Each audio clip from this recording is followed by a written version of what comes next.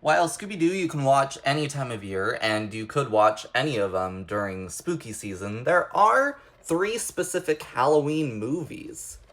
The first being Scooby-Doo and the Goblin King. This is right at the tail end of the What's New Scooby-Doo animation style, and this is the second to last time that Casey Kasem played Shaggy Rogers. Now, spoiler alert, this is one that involves real supernatural beings and isn't necessarily a mystery, but more of a Halloween adventure for Scooby and Shaggy. Now, don't be fooled though, Fred, Velma, and Daphne are indeed in this film, but they kind of have their own side quest that eventually combines with Scooby and Shaggy near the end. The next one is Happy Halloween Scooby-Doo. Now, this one is interesting because while it can be watched just on its own, it actually is part of a little trilogy of movies that they were doing, and the finale of it, really. Now, this film was a crazy crossover with DC. We had Elvira and even Bill Nye the Science Guy.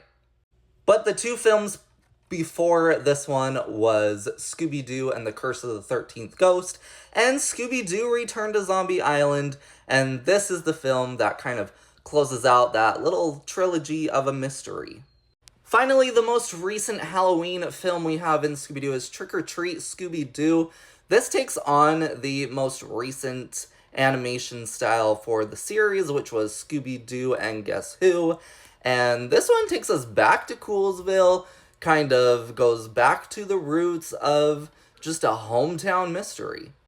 But this one is fun in the way that it brings back old classic monsters and criminals and villains from previous series that are not necessarily a big plot in the movie, but are fun little side cameos and mentions, and it's a big nostalgic trip for those who have watched many years of Scooby-Doo. Plus, this was the first Scooby-Doo mainline movie to give Velma a explicit female crush.